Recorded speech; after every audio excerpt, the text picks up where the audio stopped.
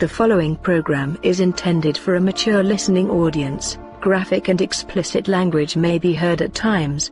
The views expressed and the opinions given by the individual hosts and their guests do not necessarily express those of this station or sponsors. Listeners are advised that neither this station nor its owners and agents shall be held liable for the content of this program. Rebroadcast, redistributed or reused without express written permission by host or producer is not allowed.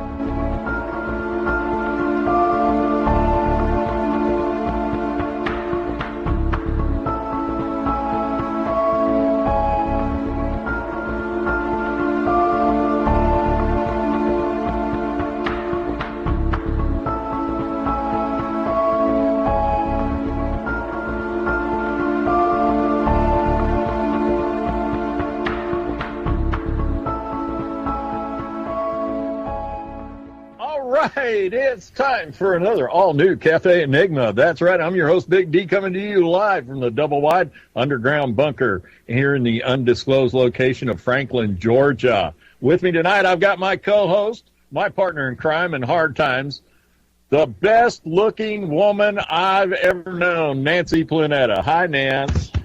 Okay, so what do you want? I know something. That is typical butter up. So what do you want, D? Don't ask me to do another thing to do. It's not happening. I'll butter up so much, eat right out of that chair. You came on before the show and you said, "Oh, I'm feeling so good and I'm happy." And I said, "Well, Rolf's not sick anymore." You know what it was? Like, just right before it came on the air, I looked down and went, "Holy crow! Henry Kissinger passed away! Oh my gosh! Hurrah! Finally!" Like the oldest man on the planet. God's sakes. I was so tired of hearing about Henry Kissinger and anyway, that's another story. Hey, for those of you that may be joining our show for the first time, Nancy and I run this shindig, but we do have a cast of characters.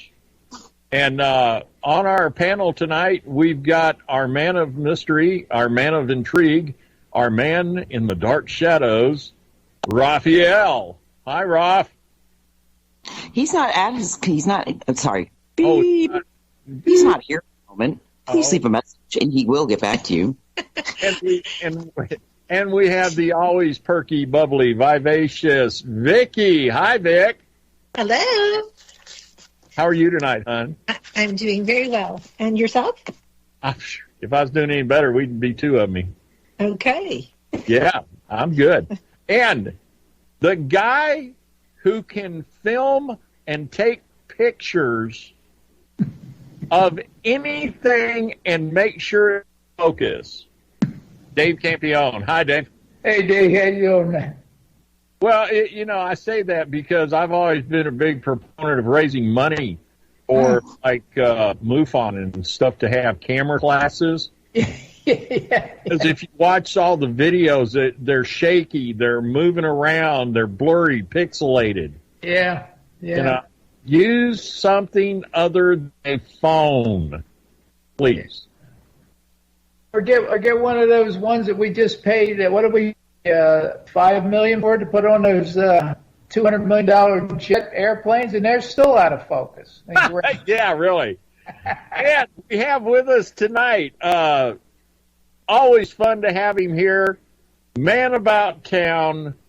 Most women want him, and probably a few guys who haven't said anything yet. Robert Bauer. Hi, Rob.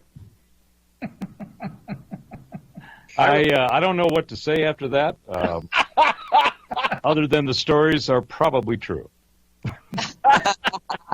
Good comeback. Stay. I left a guy speechless one night. I looked at him and just out of the clear blue in the middle of the conversation, had nothing to do with nothing. And I just looked at him in a lull there, and I said, "I know why so many women want you." And he looked at me with this kind of horrified look on his face. Surprise. And he said, "Yeah." And I said, "Well, heck, I'm a guy. I want to take you out to dinner." Oh, jeez.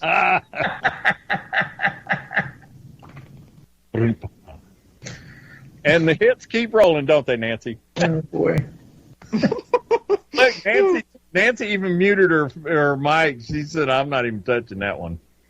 I muted my mic because my little chug dog decided she was going to go right in the middle of you talking. I was like, oh, crud, trying to mute the phone, going, shush.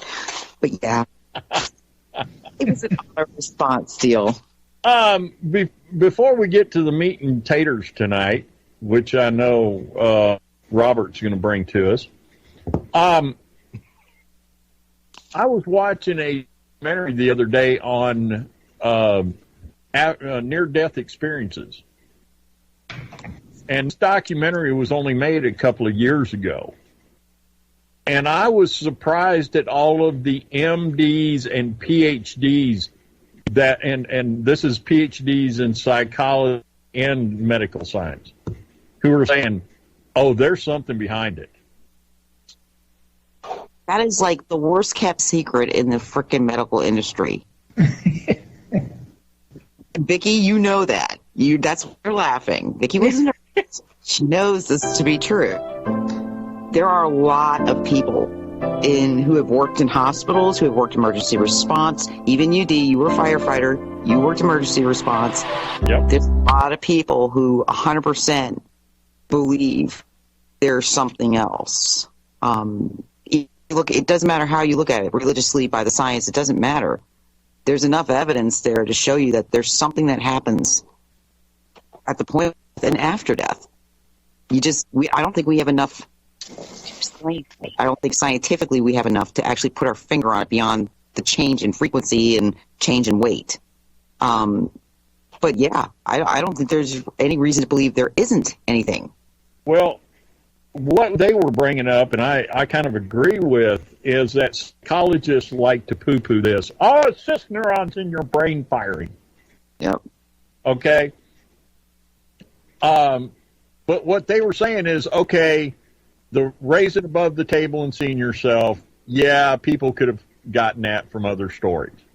And the going down the tunnel of light, yeah, we'll give you that one. But that's where it ends. Because it seems like everybody comes back with a different view of what was after that tunnel of light. You know, there was a Kevin Costner movie years ago. I think it was called Firefly, if I remember right. And it was, or was it called Firefly? He was a doctor who had lost his wife. She was a pediatrician. Oh, Butterfly Effect. No. That was Ashton Kutcher.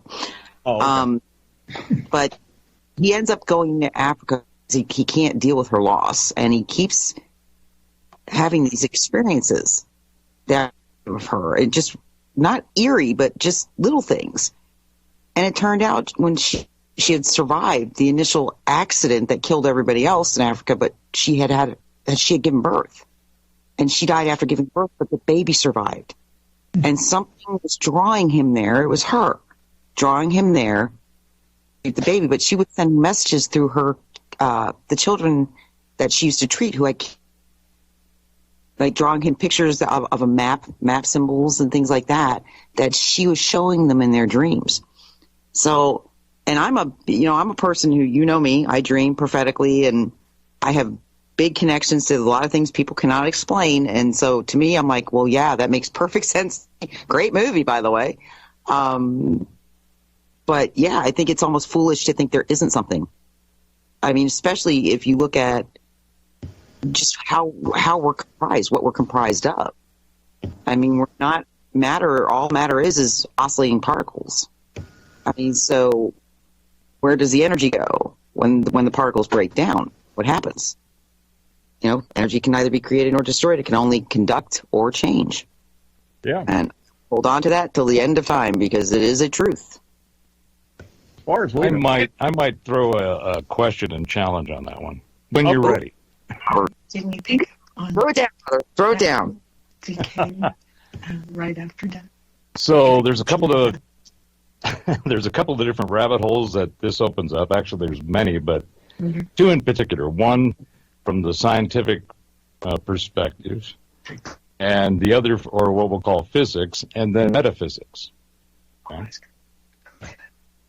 So, in the traditional category of metaphysics, If you look at all of the various cultures and civilizations, the mythos and cosmologies we have found and we've read or tried to decipher and read somewhat and interpret, all civilizations, all of those cosmologies, all those mythos have common characteristics. One of them is each of them have some type of interaction and encounter with some type of entity that apparently comes from above. Yep. Every one of them. So you go, well, okay, why do all these different cultures and civilizations throughout time and geography, space and time, why do they all have that one common characteristic? What is the common thread there? The other, going back to all of the different civilizations, mythos, cosmologies, and so forth that we have been able to decipher and interpret, is that everything was alive. Not only were we alive, but the plants were alive, the animals were alive. Flora and fauna were full of life. The earth, the sky, the trees, the winds, the stars, the planets, and the sun. Everything was considered to be conscious and alive. So that's the metaphysical side of it. Let me see if I can summarize quickly the scientific side. I do. May I Yes. insert something on the scientific side? Yes. It's the release of hydrogen atoms. I get this from my husband who studied decay at the body farm for years and came up with the time since death equations. And he said it's the release of hydrogen atoms if it's an actual death. You know, Elvis left the building. And that flies will sense it, that there's a death within 5 minutes. 1 minute, I'm sorry.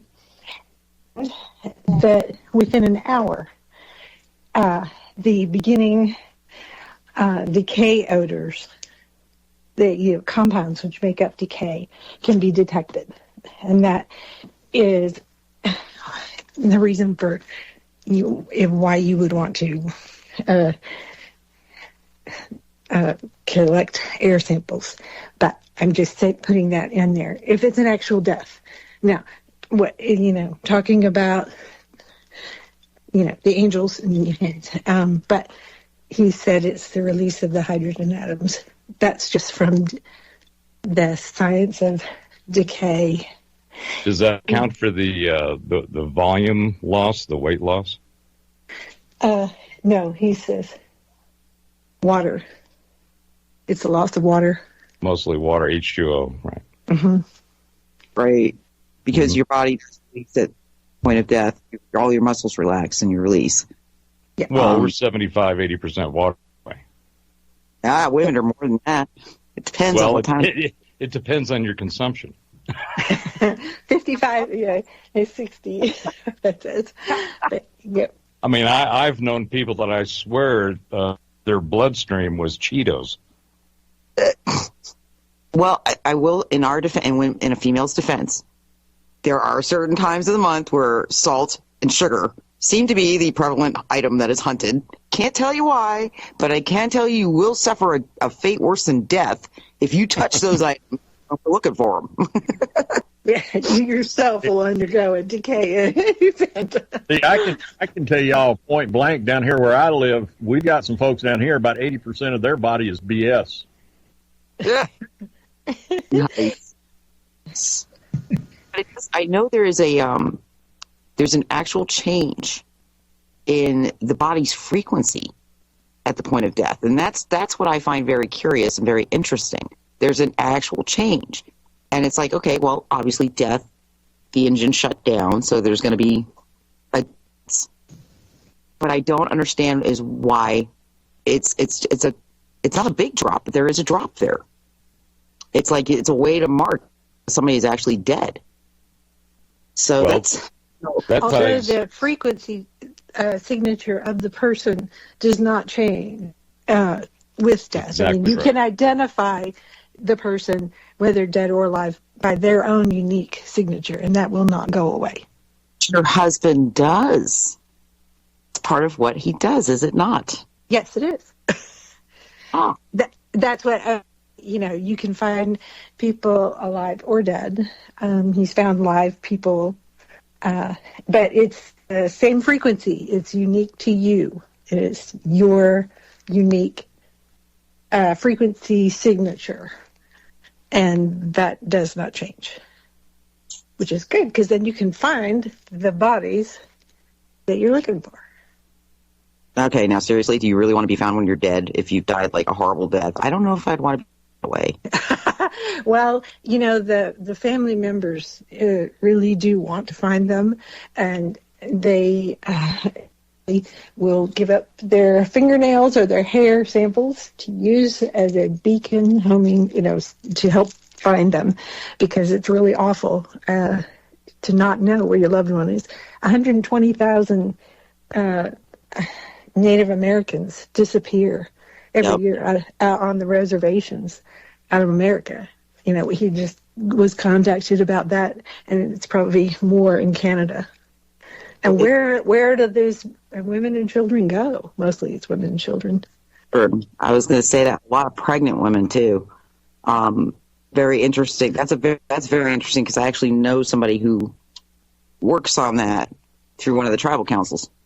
And I can tell you that is. I always say it always kind of comes back to one word that we all love so much, which is government. Mm-hmm. There's just so much going on with the Native Americans that the regular person is just completely unaware of. Yeah, it's really sad.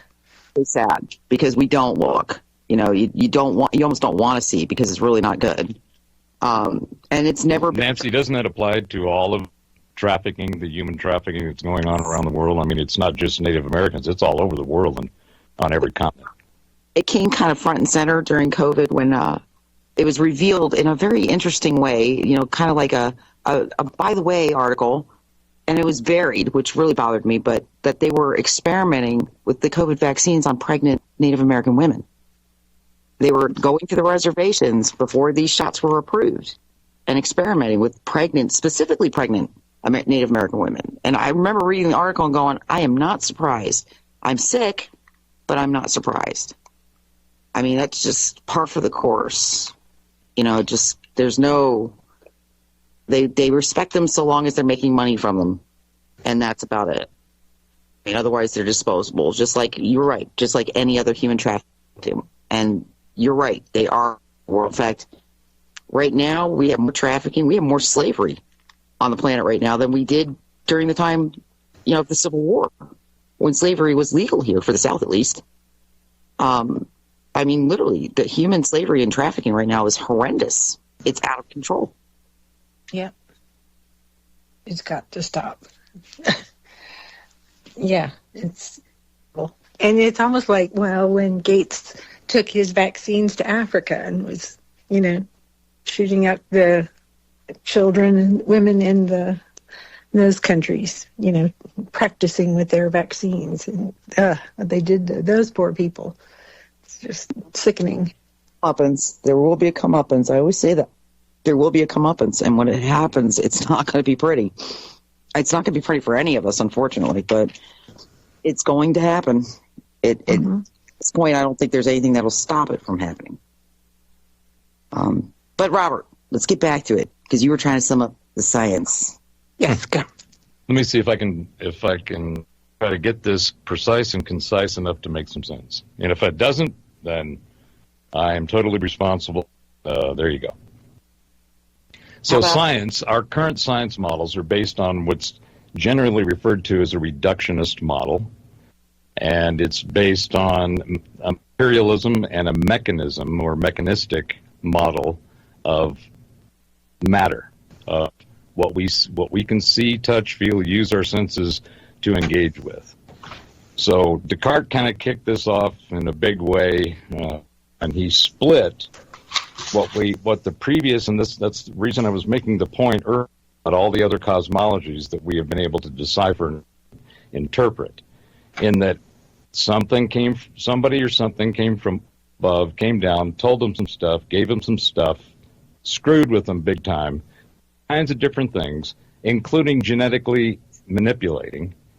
And that's these cultures, all these different iterations of this human being form that we have, all the differences. So when Descartes split the materium and the ethereum, meaning the materium being everything we can, all of our biology, everything that we see, that including the heavens, the planets and galaxies and everything else, and said science now, because we understand the mind of God through math, we have dominion over the physical realm.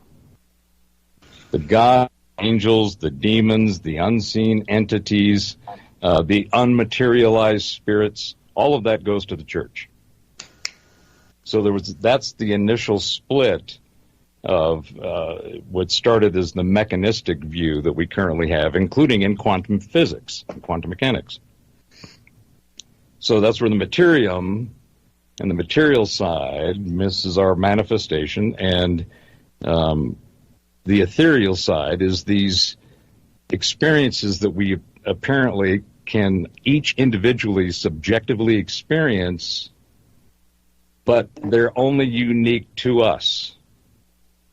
So all of our experiences are just unique subjective observations of our individual experience. But what are the characteristics of that? Quantum mechanics has finally come around to the point that everything is energy. It starts with information, which I have a whole philosophy on that I call informatica. But everything is information, and it comes in the form of energy. Even the materium, the biological, the physical things that we can observe and interact with, all of those are not solid. They're all moving. It's atoms and the molecules and all of the individual components that we measure, that is what we are looking for. But all of those things are individual vibrations. So when they finally came out with the whole quantum model, and it's evolved, it's got all these other multiverse and string theory and all these other delineations, and it's all just mathematical theories. None of it has been proven, including Einstein's famous general relativity and special relativity. But all of our sciences, all the way that they go look at things, is based on that model. So what they do is they completely dismiss the ethereum, anything that can't be. In other words, quantum mechanics and models say, if you can't observe it, it must be mathematically modeled. And that's why we have all this crazy math that nobody can understand, that says this is the probabilities, the potentialities, and possibilities of whatever this is. It all goes back to Schrodinger's wave theory and the cat that everybody is familiar with. You don't know until you observe it. And the key thing about observation is that observation requires consciousness. Well, where does consciousness come from? It appears to be the one common experience that we all have. We are conscious, and we have our own experience of awareness and sentience and intuition and determination and intention, insight, all the different aspects that we have, but all those are in the conscious. I'm sorry, go ahead.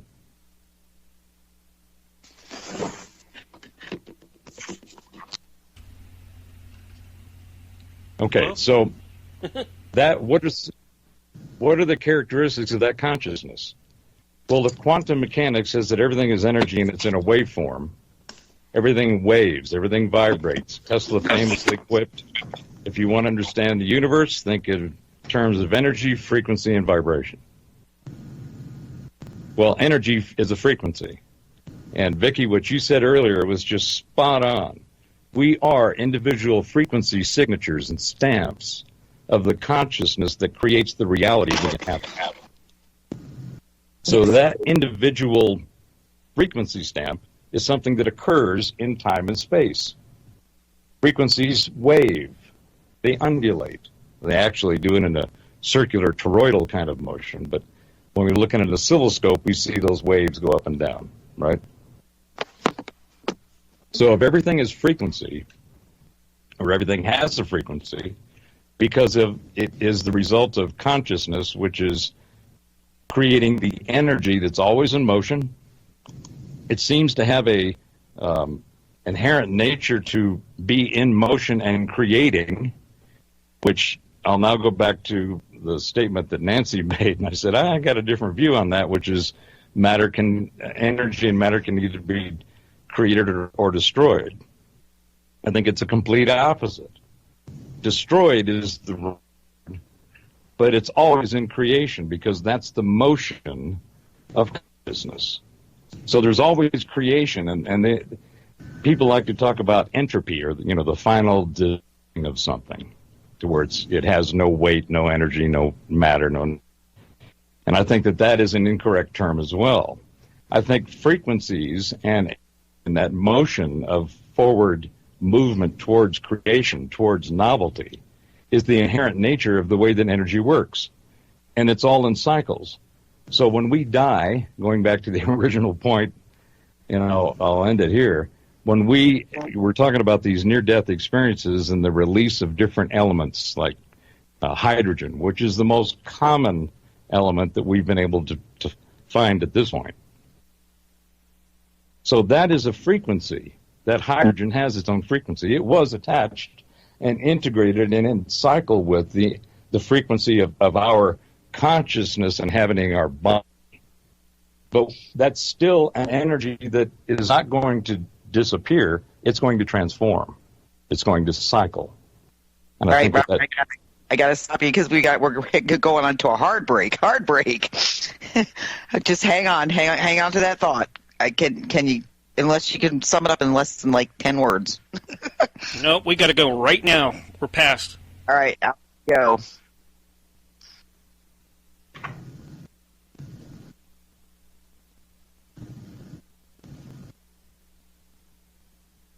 All right, we're on radio break. Robert, I'm so sorry I had to interrupt you. I was trying to let you get it out. I'm like, Well, Nancy, you know me. I mean, you push my button and, the thing just starts running. So I do I'm glad we had a hard stop coming up there. Trying to unpack enough to where I can give some definition from my perspective of this whole near-death experience and what the actual knowledge is that we have of it. What you're saying, though, it does make an interesting sense because you're saying that energy, basically, to sum it, if you wanted to give it a word, is evolution. It's constantly evolving. It's constantly in motion, and if you apply, I think evolving is a reasonable word, but to me it's just a continuous motion of creation. So one of the things that's given the Big Bang folks a bunch of heartburn right now is observations from the James Webb Space Telescope. Yep. They've already pushed the farthest back that they can see double of what it was before, from 13 to 26 billion years. Well, apparently something in the equations was wrong. It wasn't an option, which goes back to the whole I'm starting to get on another rant. How long do we have? We're on break. I was going to say we should probably be holding this to be on the air because it's it's very. I love it when you talk because it's interesting.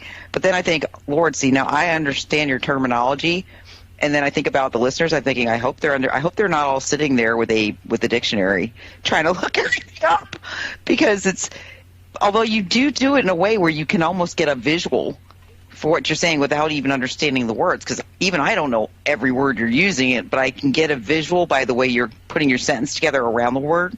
We got about 2 minutes, and then we'll be back. I like his creation idea. Let me tell you, Robert is a person I can sit with all night, and we'll pick each other's brains. That is what it is. Well, from what he said about, the unique signature. I don't want to interrupt. Can't hear you, Rafa. Say it again. I said that better be all you're picking. Oh, for the love of God. That's a different kind of energy. just going to block him from here. I just want it known for the record. Rolf went there before I did. You know what? He sets it up. Well, she sets it up all the time. I just knock him out. That's it. I just knock him down. You know I love you. Creative energy. That's what she says, Rolf. You know he's going to pay for that later, guys, don't you? Sure. Counting on it, and the video or it didn't happen.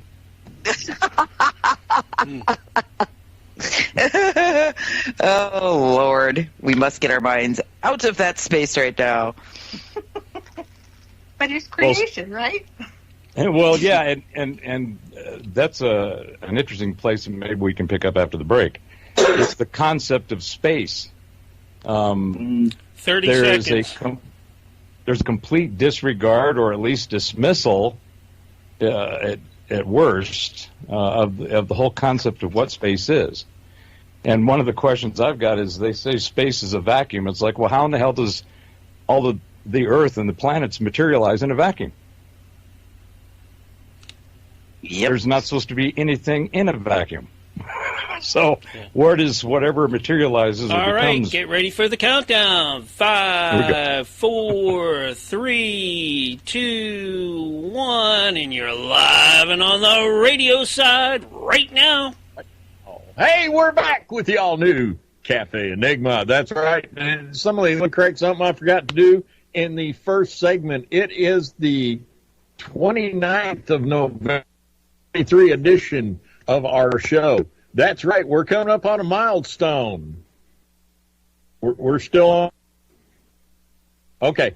Anyway, it's 10 p.m. Eastern Time, and for the rest of the country, you're on your own.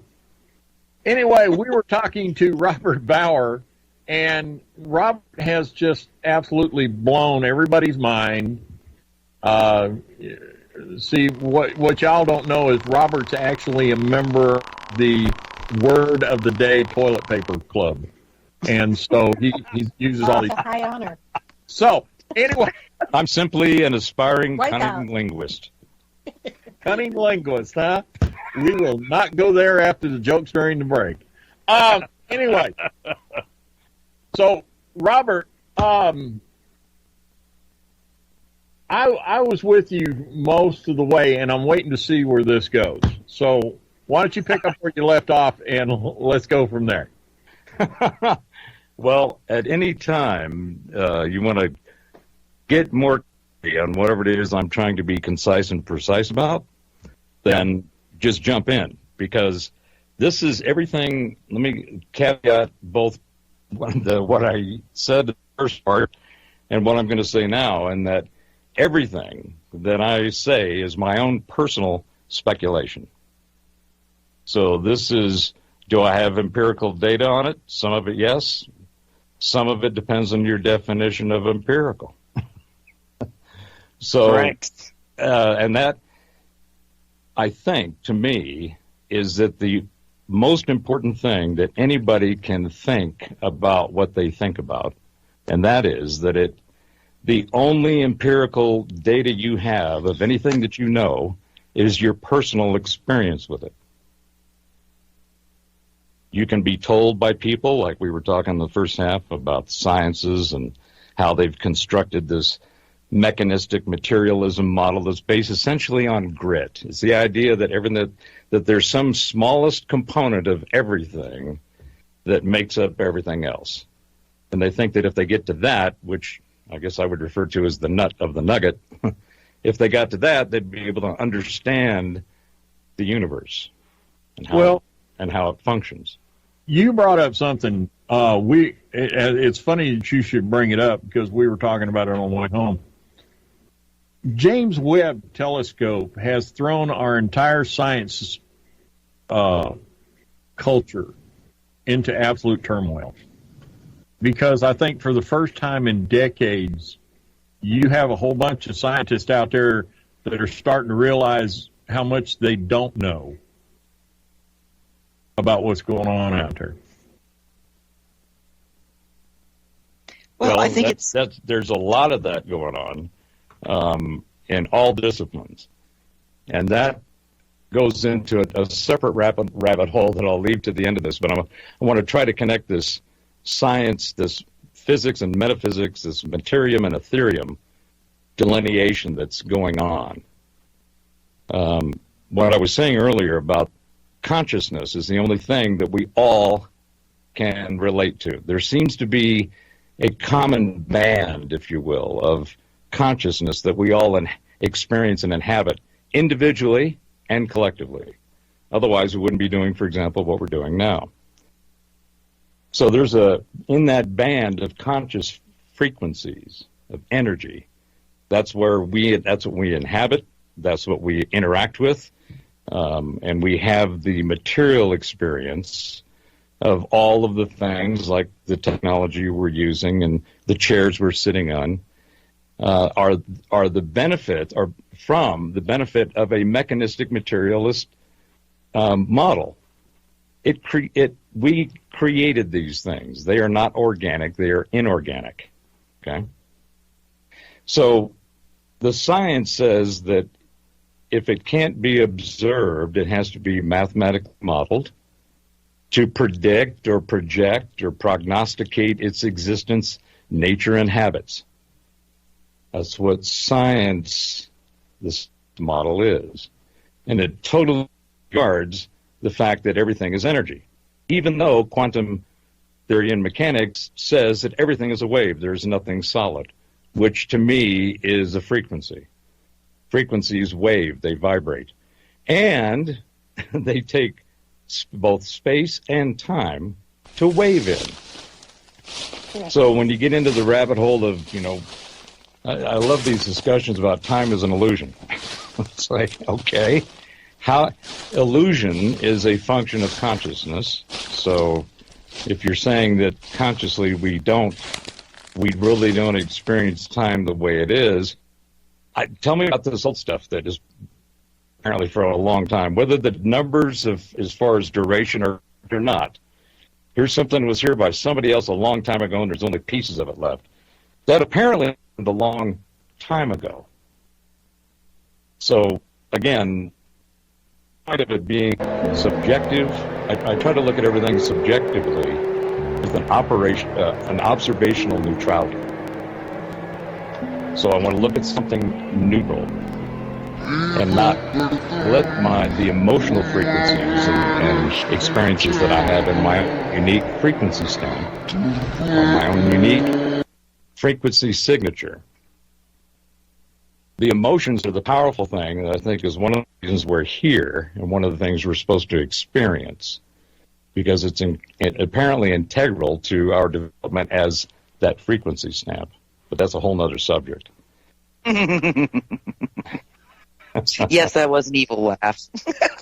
But I will say though, with time, Robert, do one thing, because it's something I've always said. Because I am a person who I don't believe time is I don't believe it's a linear line going forward and backward. I believe it is subject to different things. And it does kind of work with your wave theory, because a wave is not.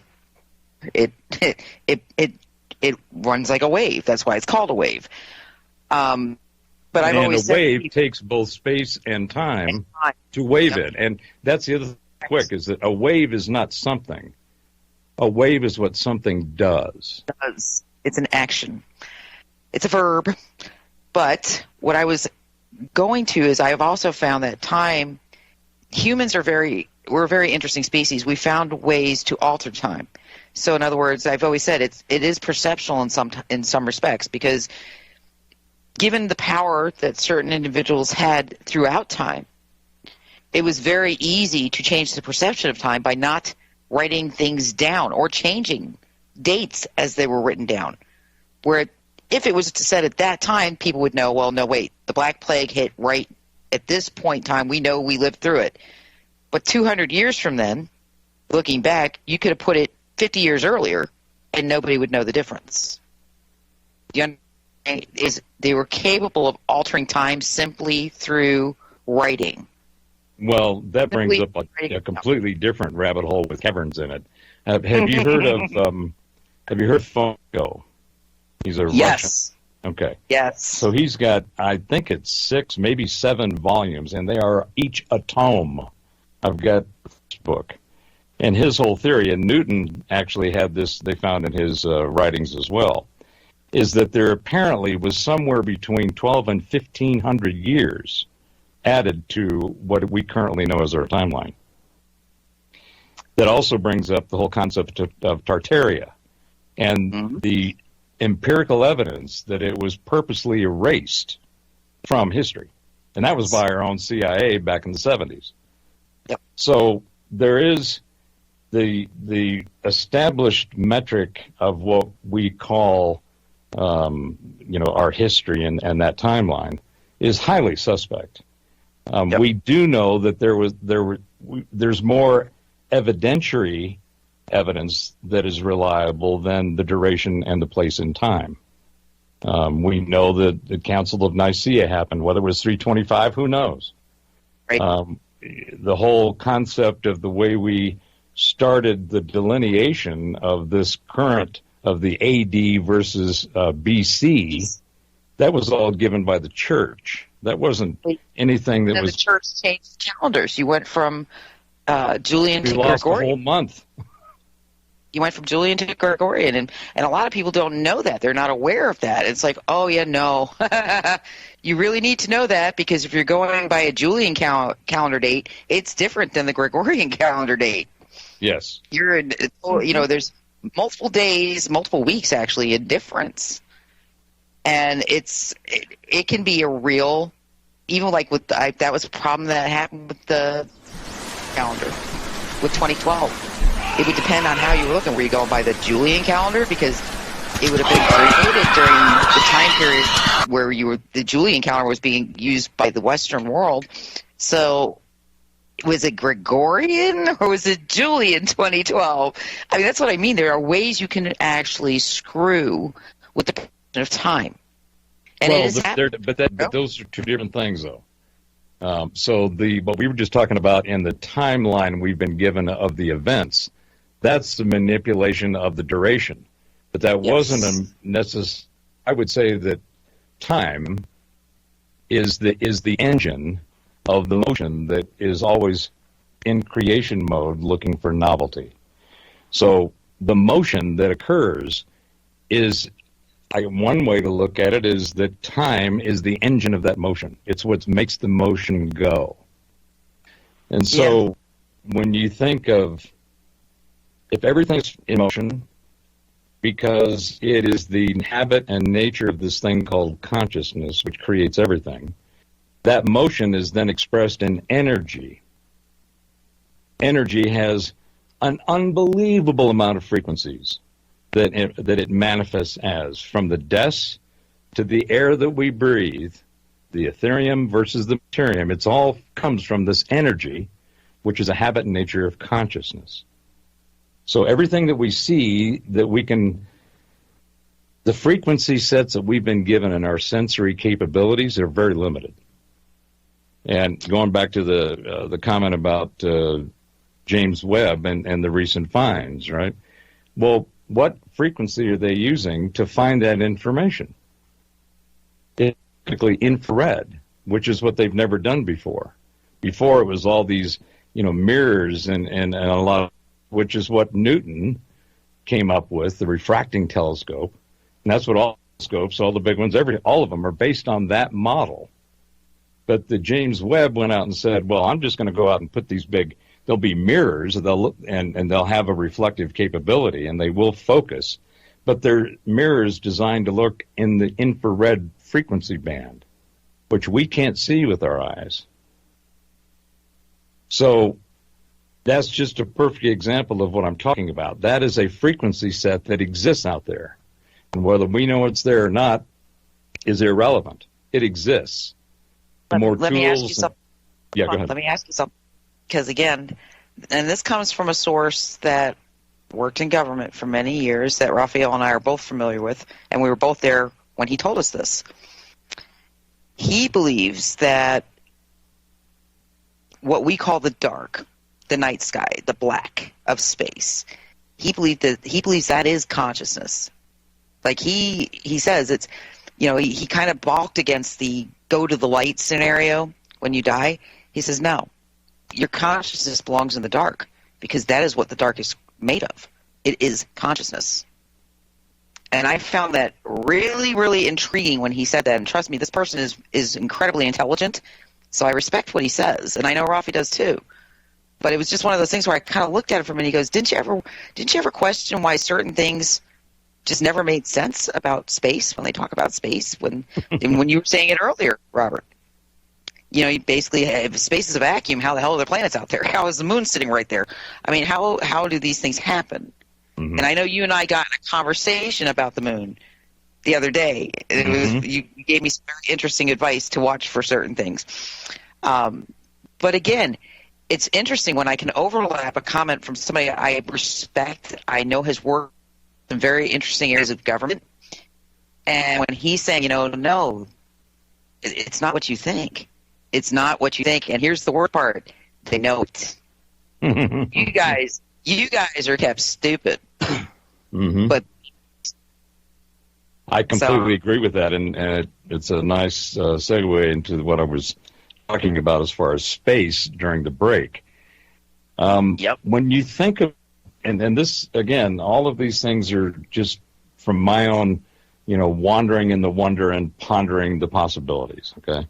I just enjoy a great thought run in my overly fertilized field of imagination.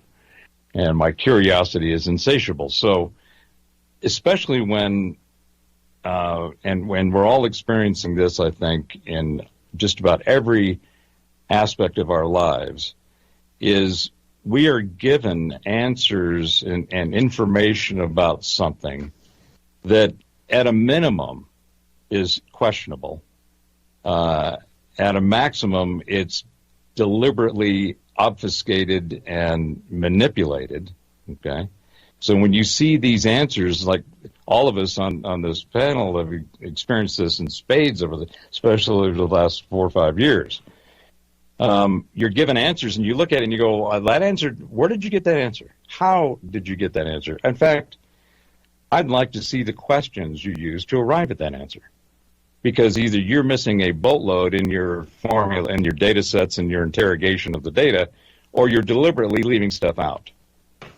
So when you think about what we are given as answers to the most important questions that science and health and theology and philosophy and spiritualism and all the different delineations that have their own explanation and definition of the reality we inhabit. And you just have to be careful. You got to vet them by either just going in and rubbing your face in it or gathering as much information as you can and trying to come up with some reasonable, rational conclusion, and therefore whatever your opinion is. So, space. When you think about space, what is space? Space seems to be everywhere. It's where everything is in space. It's incorporeal. Can you name a place where a space isn't? And especially when you go down to the level of, you start looking at the quantum models that we were talking about earlier. If everything is a wave, then apparently there's space for it to wave in. So before anything else, there had to be space. And then the inherent nature and characteristics and attributes of that space is what becomes the materium that we experience, that we bounce around in our own pursuit of trying to figure out what the hell we're doing here. So space is required for everything. Space, therefore, is apparently the foundation of reality. In our definitions of how the metrics and the telemetry that we've designed all these tools and technology and toys to go find all this invisible stuff. One of the most dangerous things and obvious things is that you will build something to find what you're looking for. That doesn't mean that you're going to find all of what you're looking for, or by chance you'll find something and go, yeah, but there's this anomaly over here, which is found all the time. I think if you think about what space is, if consciousness is the reason that everything exists, then space is also an aspect of consciousness. Yep. It's a characteristic of consciousness. So space is where consciousness is. Time is the engine that drives the motion of consciousness. It's always unfolding. There's always more.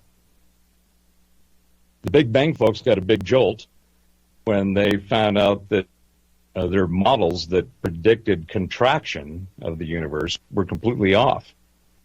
They were just nowhere near the observations and the data.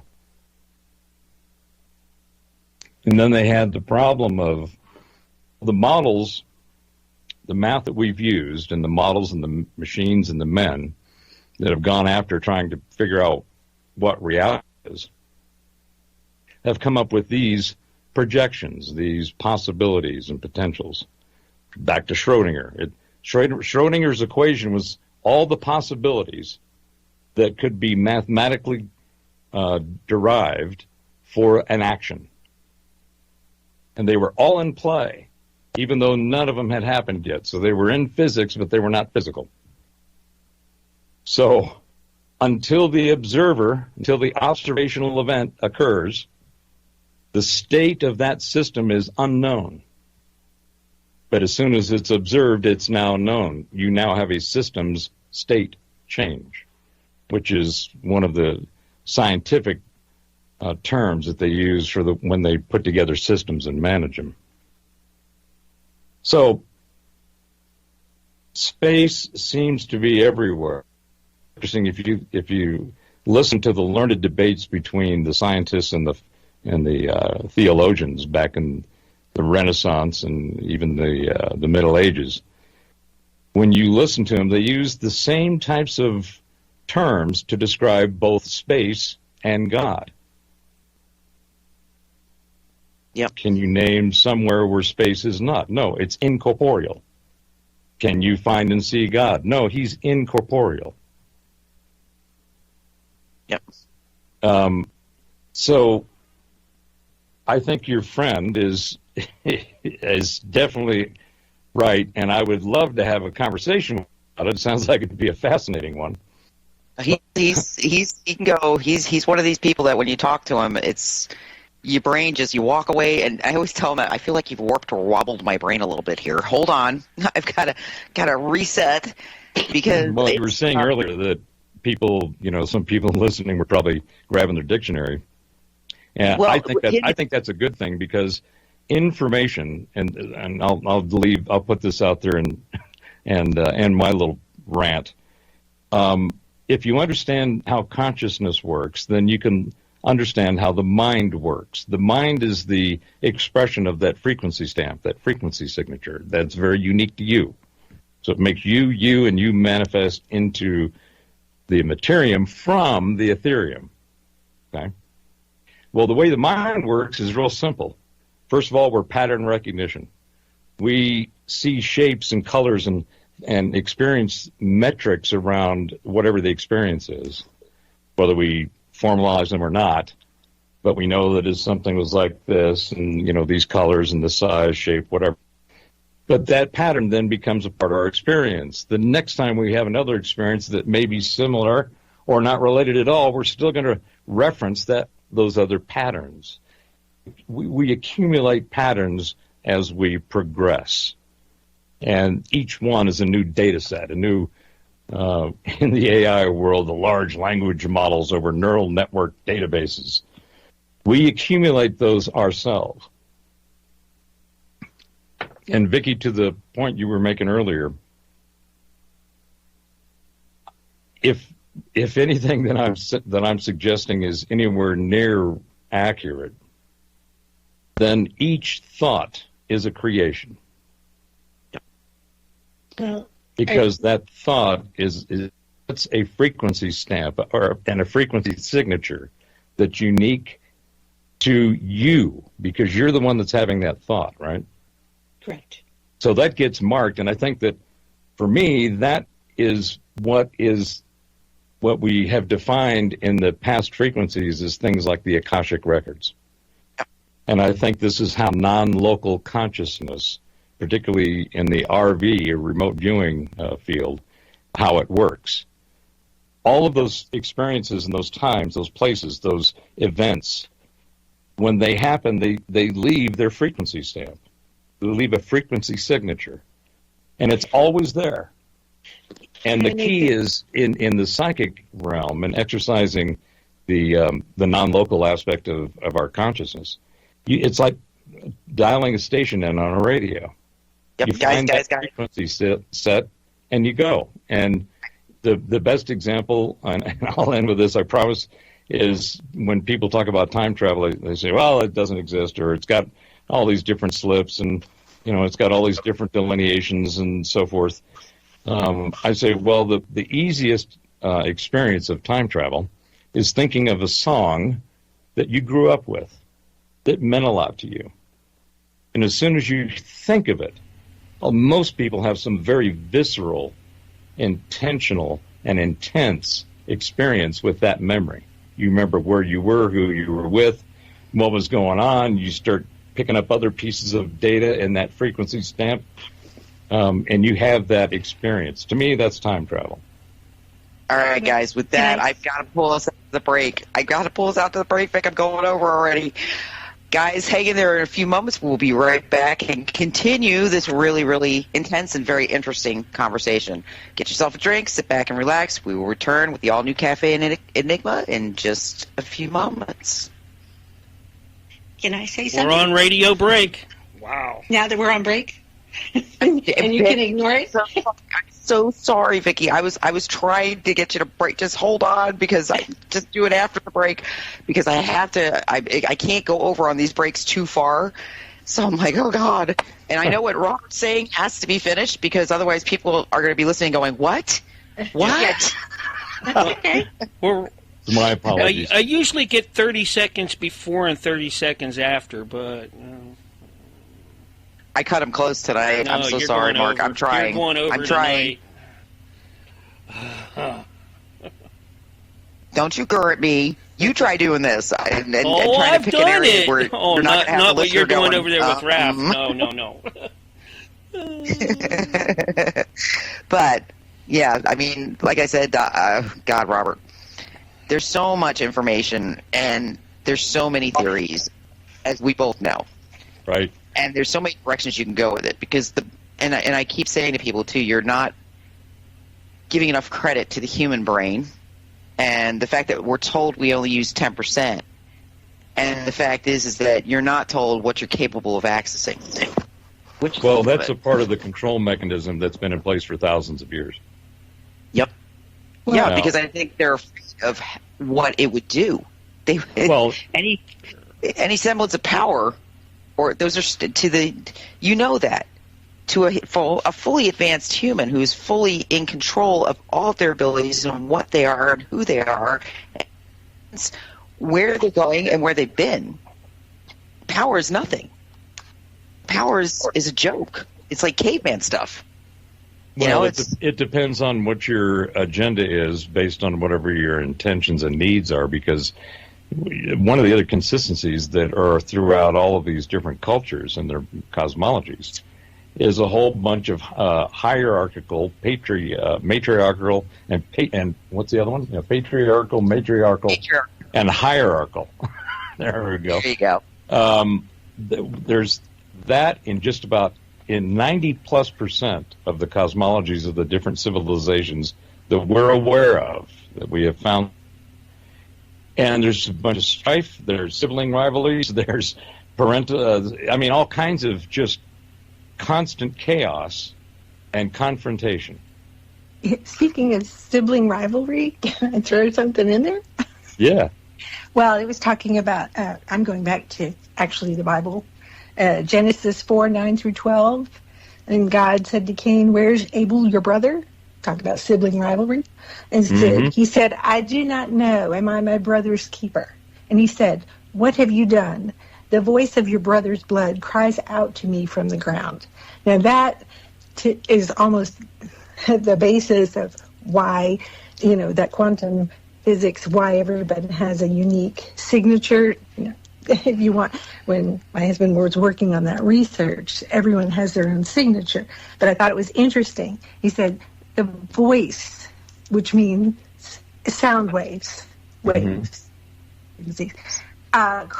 cries. That's present. Mm-hmm. It's not past tense. It's present tense.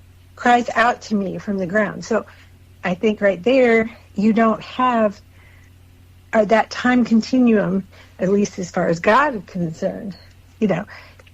He's that blood cries to me from the ground. 30 seconds. Go away. It doesn't go away. Mm-hmm. And so I'm trying to say about the time thing. It's very possible, like you said, all of the evidence is the events that have happened. They are still, like you said. All right. Get ready for the countdown. 5, 4, 3, 2, 1, and you're live and on the radio side right now. All right. We are back for another segment, actually the final segment of All New Cafe Enigma. Wow. I'm just bound and determined to do my show, aren't I, Nance? You first, you growl. All right. I was like, were you drinking when we came back on the air? Were you swallowing your water? You're using the wrong show. Okay. Just about the time he said 5, 4, 3, I had just taken a big drink of my drink here. I knew it. I could hear it in your voice. I'm okay. I love you, Dee. I love you. You're my brother from another mother. I know you do, Mama. Oh. Anyway, Dr. Bowers. I guess it's Doctor. Is it Doctor, Robert? Well, I fortunately escaped all of the official 3-letter acronyms being tattooed on the ass end of my name.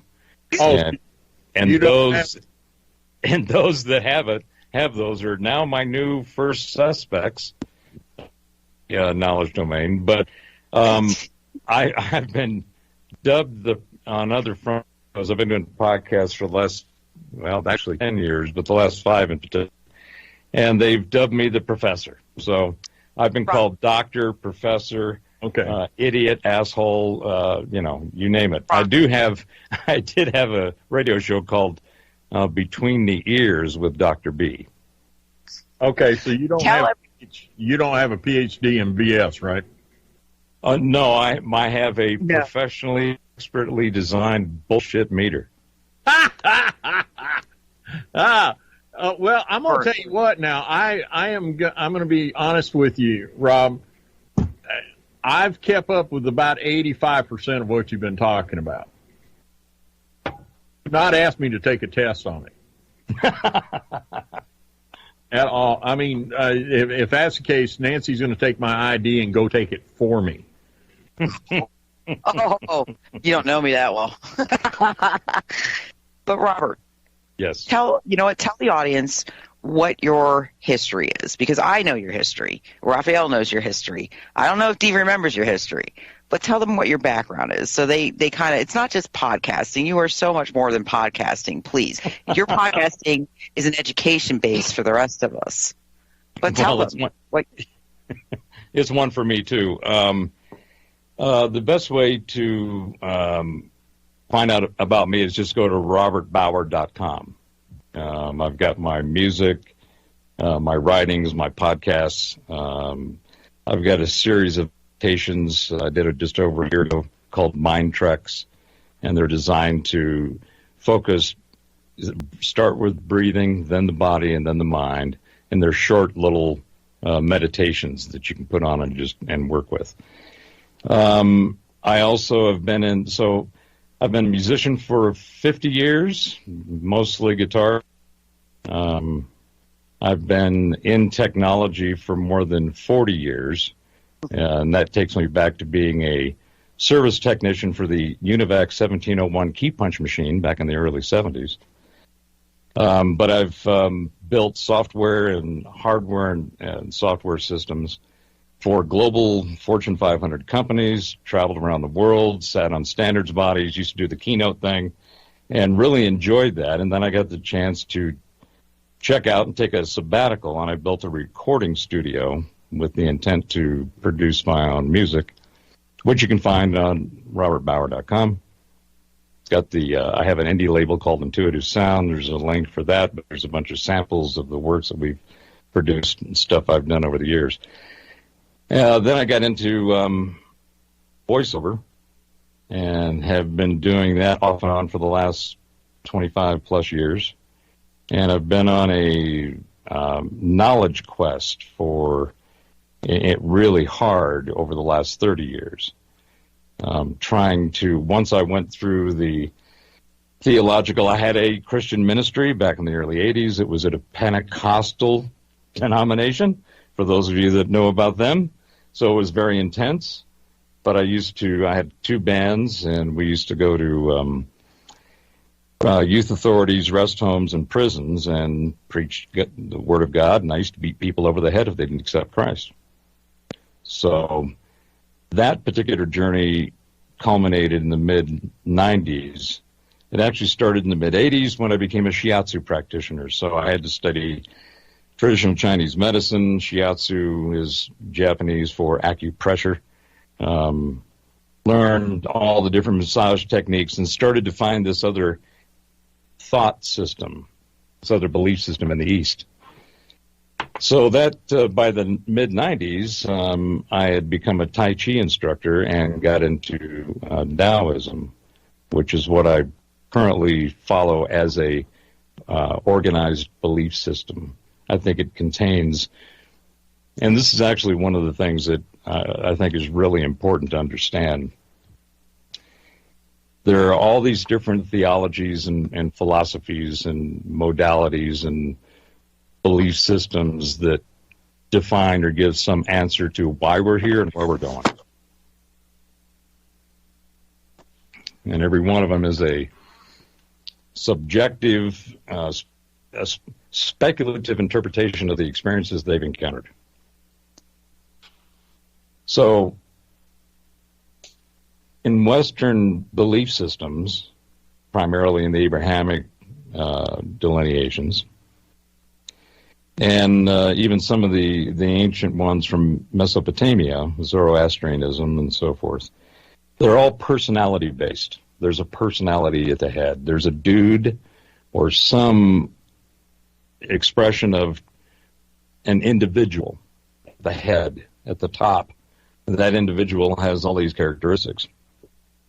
One of the things that I started questioning, which made me, I left on my own before they threw me out, but I kept asking questions in the Pentecostal church about the answers I was given about creation and these experiences. And believe me, we spoke in tongues, laid hands on the sick. I've cast out demons, seen all kinds of crazy stuff. And the more I investigated them, the interpretation and explanation of it was not really what was going on. It was just somebody's interpretation that everybody else adopted. And that's part of the control mechanism of creating a carefully crafted and curated conversation. So we're all experiencing that. But if you look at the systems that don't have a personality at the top, Buddhism, Hinduism, Jainism, Taoism, Shinto, they are a construct of experiencing reality without all of that hierarchy and control that's apparently decided upon and delved out to everybody on their behalf. So you have certain rules to follow, certain behaviors and attitudes and thinking that you're given, excuse me, I'll take a drink there, that you're given to navigate your reality. Compliance with whatever it is that are the rules set forth by the personality. And that goes way back. It's a standard control mechanism for the uninformed. Yep. I don't disagree with you there, Robert. You know that. I do not disagree with you. And it doesn't take away, in my thoughts at least, it does not take away from believers, true believers of any of their religious choices. It's as long as you're believing with the truth of your heart and soul. That's what's important. Yeah, to me, I would say it's the intent. When The Secret came out back in the 2000s and they focused on the law of attraction, I thought it was really well done and I liked it a lot. And then I started thinking about it. I said, but wait a minute. Before I attract something, I have to intend it. Therein comes your wave theory. Because what I've always said to you about even the ancient pagan beliefs, it was acoustical. And nothing could be done. The words it didn't matter. You could speak gibberish and it would not matter. It's the intent behind what was coming out. That's why I've always said you have to be very careful about what you're thinking when you say something. You have to be very careful with the emotion you put behind something you say. These things all have to be watched and monitored, and be careful because intent manifests reality. It always has. And that, again, it lends credit to the waveform. It really does. It lends credit to your theory a lot. So I agree with that, and it seems to me that intention is will manifested. Yes. Okay. So correct. There's this, and we won't go down this rabbit hole, but I'll just toss this one out there. When people, among the many learned and scholarly debates and discussions that go on around consciousness and around even the scientific theories, you have the same thing going on in the theological side. You have, just recently, as an example, the Mormon Church, they're founded by Joseph Smith with an interaction from some entity called Moroni, I believe, who gave some Egyptian scrolls that dictated him to go create the Mormon Church. Well, a few years ago, some scholars got hold of those scrolls and they read them. And they found out that the scrolls that Smith said, or what he was given, was nothing but a funerary text from some lower level priest or somebody. It wasn't even, somebody rising up the ranks. It was just some guy's funerary text. Had nothing to do with creating that religion. Well, the Mormon Church has gone through apparently some 50 to 60% decline in membership and people paying attention to them, and there's a lot of questions going on, and so on and so forth. So belief systems, my point is that belief systems, going back to I was talking about how the mind works. The mind is not the brain.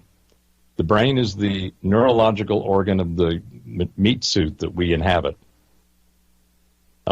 It also happens to be where the interface happens between consciousness, which is outside of your physical form, and the animation that the energy of the consciousness of the stamp that you are animates your physical biological being.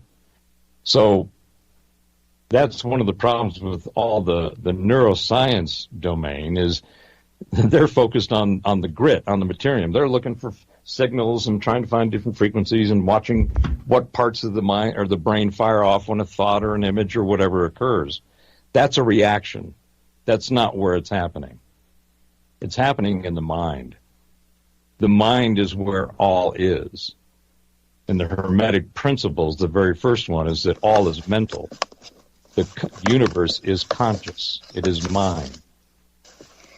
But you do agree that there are other points of view, right? Oh, absolutely. Okay. Okay, good. I've been digging around trying to find something, and that's, I think, one other important thing that I'll say as far as my background, and sorry for that long one, but my experience and exploration is based on finding resonance with that which I resonate with. Yeah. And recognizing it. Well, being intentional, intentionally looking for it, being on the lookout, having the radar up, being able to go, wait a minute, what's that over there? There might be something there. And if you've got an insatiable curiosity like I do, well, shit, you don't need drugs. Yep. Can agree with that too. And it's like I said, it's not a kind of, I think when you think the way you do, when you feel the way you do, and actually a reflection of the Eastern religions, because I made this point the other day, and it started a massive argument in a chat, but I made the point that never have Buddhists started a war. I was like, did anybody ever stop and think for a minute? All these religions at war right now. You've got Israel, you've got Palestine, you've got the United States, you've got Christianity, Islam, and Judaism all at war with each other, slitting each other's throats. When have you ever heard of the Buddhists doing? And they're one of the oldest religions. So, I mean, they far outstretch other religions. It's like between them and the Hindus, they really, their reach goes very far back. And you don't hear about violence. If you look at each one of those pantheons, they got hundreds, if not thousands, of entities. And to me, that is it's identifying and putting definition, characteristics, and delineation and so forth around that entity. It's saying, here's that entity. So if you think about the fact that you experience reality in your own personal experience, no two people can have the same thing. Leibniz was one of the, he was a 1800s scientist and philosopher. And he was also the follow-on inventor of calculus, particularly tensor, those are the beginnings of that, which is what we use to launch rockets, that physics, that science. So his idea, he was creating something he called the universalis situ, which means the analysis of the situation.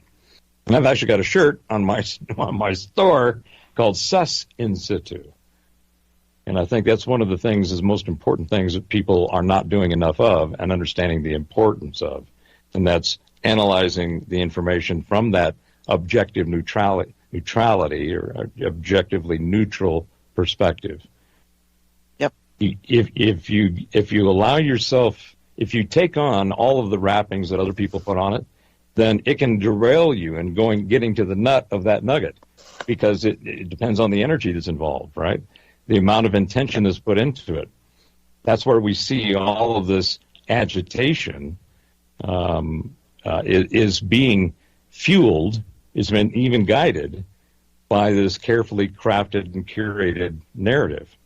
And if you allow yourself to get swept up in it, you're going to not end up where you want to go. Yeah. And like I said, it doesn't, I think when you talk about basic organized religions, people automatically think that you're trying to condemn what they believe, and it's not that. It's not that at all. It's like I said earlier. I think Robert's like I am. As long as you're happy and you truly believe what you believe, and the intents are correct, it's not for us to judge. It's not for me to judge. I know that for sure. But I also knew that those religions were not for me, and I think Robert's saying the same thing. He knew that those beliefs just didn't fit who he is. It didn't resonate at all. Well, and to your point about, who are you to judge? That back in 2010, 2011, I was cleaning the house. My daughters had just moved in from graduating high school, so I'm cleaning the house and I'm vacuuming, and all of a sudden these 5 words started showing up in my head and started just pouncing away. It was a serious download. And I looked at them and I said, what are those 3 words? Well, they were entitlement, earned, and entitlement, earned, and deserved. So those 3, you deserve something, you're entitled to something, or you've earned something. All three of those concepts have been hijacked. They've been turned around 100 degrees from what I understood them to be when I was growing up. So I'm looking at these words going, well, what kind of an impact do they have? How are they being used? Well, you don't have to earn anything anymore. People don't. We've gone from a meritocracy, a merit-based understanding, to a meritocracy. Yep. It just, it's okay, with lots of variations, but there's more of that than there is the merit side. In other words, deserving something. Well, do I deserve something? Well, it depends on what it is that I am deserving of and why. Do I deserve the hassle that I just got? Probably not. Do I deserve the unexpected gift that I just got? I don't know, but if I got it, doesn't matter either way. And the entitlement thing. So the concept of being entitled, to me, kind of goes along with deserve, if the way it was originally used. If you deserve something, you're entitled to it. And maybe you deserve something because you've earned it. But they were all positives, and any one or any of them together are really good.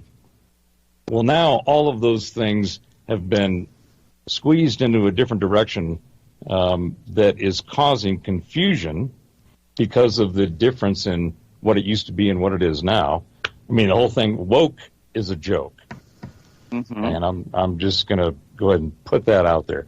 I am so over hearing any more about this concept and this ideology, because it's proven itself out of the gate. It was questionable, but now it's just off the rails. So the identity politics, or the identity intention to get people to delineate themselves and put them into certain groups, are based on this. Have you earned it? Well, you earn it because you exist, not because you did anything. Okay, well, do you deserve it? Well, yeah, because you've earned it because we've decided you are a victim. And are you entitled to it? Well, look at the other two, of course. Right? Yep. So those three got hijacked. The other two were offend and to finally, the word you used, or the way you used it, to judge, right? Well, we've been told that to judge is not a good thing to do at a minimum, and you probably have no right to, for whatever reason. Mostly because of the categories that we've created and thrown your ass into, because we want you to be there. So that whole construct is based on words that have been redefined and then packaged into sentences and into concepts, ideas, and ideologies. Yep. And the core of that, which is one of the most important things that I think is, again, two things people need to really focus on. To sus in situ, analyzing the situation, which is situation analysis, or situational awareness, right? And understanding that the words that you use to define your experience in your own mind are key to the way that you look at it. And therefore, the words that you use comes from a language. And language and words are the operating system of the mind. When you realize that use words that you've either been given or adapted or adopted, come up with your own, like the stuff I've been talking about tonight. Those words frame the way you think about it, the way you experience it, the way you interact with it.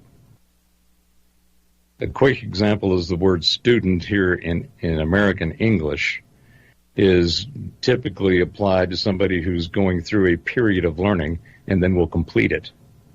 And it will end, and then there will be maybe another one, but you're going through it, but you are a student. In Japanese, in kanji, That word is ka, K-A. Is a word that they would use for student, but the definition of student is much deeper. If you study a martial art in a particular style, you are a Wing Chun Ka, and you will always be a Ka. You're a student for life as opposed to through a cycle or through a set of metrics. So it's a constant learning. Robert, I gotta have to wrap it up because we've got to get you to real quick. Tell everybody where they can find you again, and we gotta be out like 1 minute. We gotta be out 1 minute. Okay, robertbauer.com, RobertBower.com, and you can find all my stuff there. All right, everybody else, quickly, one at a time. Vic, tell everybody where they can find you. On Telegram, and for such a time as this, and on X or Twitter at BookThander21. Dave, you're up. Hey, Facebook under David Champ, LinkedIn, and that's it. Raphael, if you're unmute yourself first. Go ahead, Nancy. No. Find me on Twitter. You can find me on Twitter at X_ice_1811. All right, D, take us out. All right, this has been the all-new Cafe Enigma. I'd like to thank our panelists, my co-host, as always, Miss Nancy. And we'd like to thank the ever-popular, always fun to have on the show, Robert Bauer. Hey, y'all get out there, read, learn for yourself, make up your own mind, okay? Don't let other people persuade you. Make up your own mind. It'll always work out better in the long run. Remember, God loves you, so do we. Talk to y'all later. Bye-bye. Our revels now are ended. These, our actors, as I foretold you, were all spirits and are melted into air, into thin air. And like the baseless fabric of this vision, the cloud-capped towers, the gorgeous palaces, the solemn temples, the great globe itself, yea, all which inherit it shall dissolve, and like this insubstantial pageant faded, leave not a rack behind. We are such stuff as dreams are made on, and our little life is rounded with a sleep.